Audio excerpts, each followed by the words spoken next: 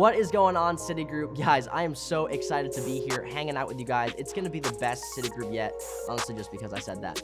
Hey, if I haven't had a chance to meet you yet, my name is Alex, and I am the student director over at our Heights location. What up, Heights fam? How you guys doing? I know you guys are shouting me down right now, but I just wanted to say hi, Brandon. I know you guys are going crazy too. South Tampa, North Tampa, St. Pete, all of the locations. Hey, we love you guys, and honestly, you guys have the best small group leaders. You guys got the best city groups, and you guys got, honestly, the best city groups in America, okay? I'm just going to go ahead and now say it. Tampa Bay is thriving. We're doing it in Florida. It's going to be an amazing time.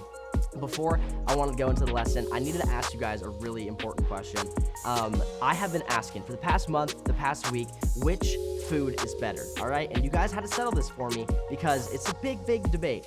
Pop-Tarts or toaster strudels? All right, so discuss amongst yourselves right now, Pop-Tarts or toaster strudels. All right, there's only one good answer. Count of three, we're gonna say it all together out loud. Ready? 3, 2, 1. Okay, if you said toaster strudels, congratulations, you're going to heaven. I'm just joking. Toaster strudels is by far the best. We can have a debate, maybe comment on the video, talk to your small group leader about it, but I'm just saying toaster strudels are literally so much better than Pop-Tarts. I'm so sorry if you chose Pop-Tarts. But anyways, I had to get that debate out. We're going to settle it. We're going to get everyone's feedback. It's going to be a great time. But guys, I just wanted to say, Lainey did an amazing job talking in our theme, Bless Up, and it's just so good, and it was so refreshing to like understand what God says about it, what God says about our blessings, and honestly, what God is doing throughout these stories that we're going through. So, talking about the theme, Bless Up, how many of you guys have heard of the story, The Prodigal Son, right? So, the prodigal son, or it could be called the lost son, is a popular story in the book of Luke, and that's where we're going to be. So, if you have your Bibles, open up to Luke chapter 15. We're going to be starting in verse 11, and the story is called the prodigal son. This story is actually taught in a parable. You're like, whoa, Alex, what is a parable? What does that mean? Is it like code for a story? And it kind of is, actually. So, a parable is a story that Jesus taught when he was talking to his disciples, teachers, just people out in public, whatever encounter that he had. And it's a kingdom example.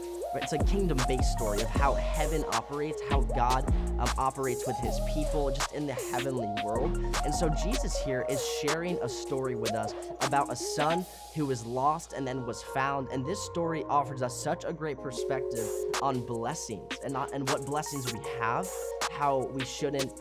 I don't want to reveal anything because we're going to go into our first 2 points, but it's a theme and a perspective of blessing.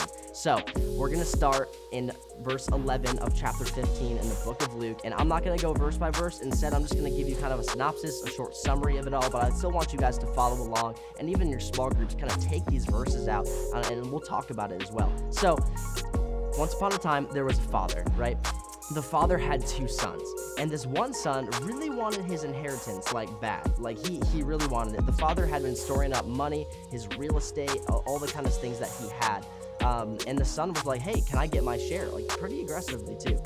So what the father says, like, willingly, you can have your share of the inheritance. The other son was just chilling. This son wanted his inheritance.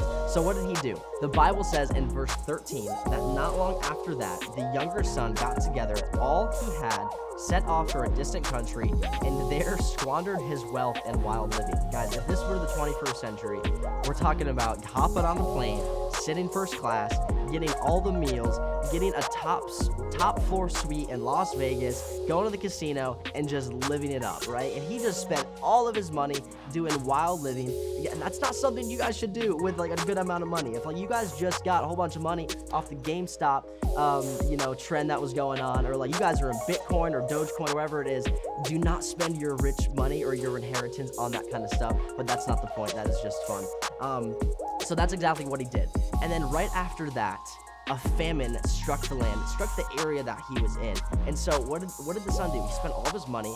He didn't have anything left. And he got to the lowest point of literally eating with the pigs in their troughs. And it was, okay, I don't even want to picture that sight. That is just not fun. That is a low moment. But what it does is it teaches us a lesson. And so what the son ends up saying, what the son ends up doing, is they're like, wait, my dad, like, he hires servants, and at least they get, like, food. Like, I just need to eat. So he's like, I can go back home, be a servant, and then I can, like, eat, and I can, like, at least have some, like, clothes on me, all that kind of stuff. Like, I can live a life that's a little bit more normal than I'm living now. So he ends up going back, and before he can even get to the front porch, the father runs after him, embraces him, has compassion on him, and he literally says, "Son, you are back. Like, I'm so excited. Like, let's throw a party." And before the son could even say anything, the son's like, "Man, I'm not worthy of this. Like, Father, why is this thing happening to me? Like, I just wanted to get a job with you. I had spent your inheritance. I'm not worthy. I'm a terrible son." And the father's like, No. We're going to throw a party. And this is going to be an amazing time. So what does the father do? The father literally says, "Go get my robe, go get my ring, go get my sandals." It's like going into Men's Warehouse and dressing up for prom, because that's how big of a party this was going to be. And they go and do it. They literally slaughter a cow, the best steak you can ever have. If you guys are medium rare people, you need to be medium people, because there's too much pink in that. I'm just joking. But no, that is the story. And we're going to talk about blessings in this story. So keep tracking with me. Get out your notes. Write this down. The very first point I want you guys to go over with the prodigal son story is that you are blessed because God has said so. You are blessed because God has literally said so. So remember, Jesus is talking about the Father in this story. The Father is the exact representation of God the Father, the one who created the heavens and the earth, the one who said, "Let there be light," all of those types of things. This is God the Father. And what the Father has done is he already had a home for this son. He had an inheritance already paid out for him, and he was willing to give the son a decision to use his blessing, but he was already blessed when he lived at home too. And so what this reminder is to us is that we already are blessed with what God has given us. He has given us everything we need. I think we just haven't seen it. We got to have this attitude of gratitude, knowing that, hey, we don't need to go out and then do this wild living with the blessings that we're making. And like this example too, when I first got a job, I was like, where is this money coming from? Like, I'm talking about I got hundreds of dollars a week because I'm working. And like, when you're 15 years old, when I got my first job, you don't have any bills to pay, like God forbid, but like you don't have any bills to pay. You're out buying clothes, you're buying shoes, you're going out to your not fancy restaurants, but like favorite fast food restaurants, because you know, we're still on a budget and all that kind of stuff. But you're doing all these things. And so I think it's so important to recognize that, hey, if you got a car and you're driving to school, you are blessed. If you have food on your plate, you are blessed. And that is what the son originally had, but he thought that he could do it better by not realizing and not staying with the blessings that he already had as well. So we just need to realize that. Point number 2, write it down. We're going to say it real quick. Don't compare your blessings with somebody else's. Do not compare your blessings with somebody else's. So there's another part of the story. It's actually the end of the prodigal son story that we didn't go over. And I didn't go over it for a reason. And I wanted to highlight that right now. What about the other son? Like, what happened to the other son? He was like okay with his brother, like taking his part of the inheritance? And then he's just like, yeah, I'm just investing it. Like, you know, long-term stock trades. Like, I'm just investing it. I got my share in. No, what happened was when the son came back, the father's embracing him. Just picture like the other son just looking in the window, like out the window, is like, he's back. Why is this a thing? Like, why isn't he getting punished? Like, why isn't he getting the belt? Like, what's going on here? But the other son goes to his father, and he's so mad that he literally says this in verse 31. Not verse 31. It's way before it. He says, "Look, all these years I've been slaving for you and never disobeyed your orders. Yet you never gave me a young goat so I could celebrate with my friends." So what he's saying is like, why are we slaughtering the best cow that we got out back? And why are we feasting right now when my brother completely disobeyed you, squandered the land, spent all of his inheritance? Why? This doesn't make sense. And then he's comparing, he's like, hey, I try to hang out with my friends and you won't even go like cook us up a young goat. Like, that's pretty much what he says. Like we don't even get chicken nuggets. Like, that's like pretty much what's going on.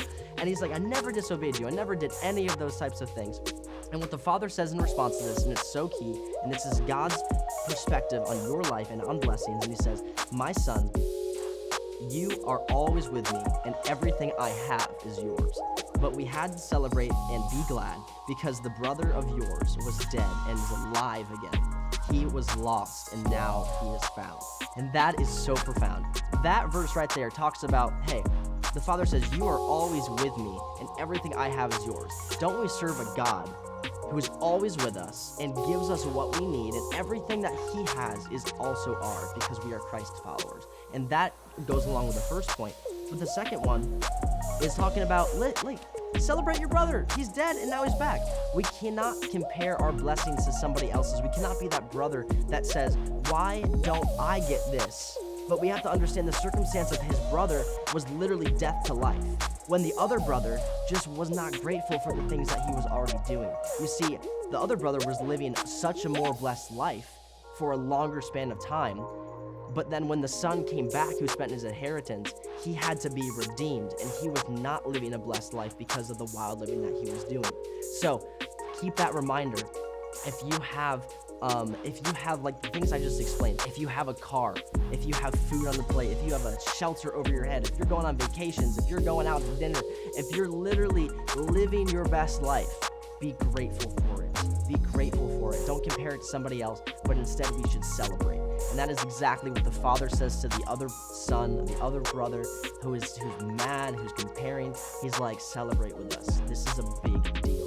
And so as we close and as we break out into our small groups, I just want you guys to know that you guys live a blessed life. But also, if you have found yourself living in that, well, I think I lost my inheritance. I think I went out, spent the blessings that I wasn't already grateful for. Let's talk about it in small groups. Guys, I did that. Like, I did that in high school. I would take the money that I worked for my part-time job. I would spend it on other things. And then by the time my parents were like, hey, like, do you have enough money to pay like this off? Or like, do this big thing for your little brother, like buy your friend a birthday present. Like, those are the things you should be focused on, is celebrating other people. But I would encourage you, if you struggle with that, let's open up about it in our small groups. And let's also make sure that if we're comparing ourselves, let's be real. Man, comparison is a struggle. How many of us are going on Instagram and just comparing our lifestyles and the materials and the clothes and the gaming consoles and like whatever it is, like new iPhone 13. Like, I don't got the iPhone 13, right? So, well, I don't have the iPhone 13. Let's talk about those things. Let's talk about those real struggles. Because, hey, if we share with our small group leaders and our friends about the struggles we go through, God's going to heal us. God's going to remind us of the things that we have. And we're going to get right in line in better relationship with our God, who wants to bless us, whose presence is always with us. Guys, so it's going to be amazing small group time. It's honestly going to be the best small group time. You're going to remember it forever. And that's all I got for you guys. So have a great city group. Peace.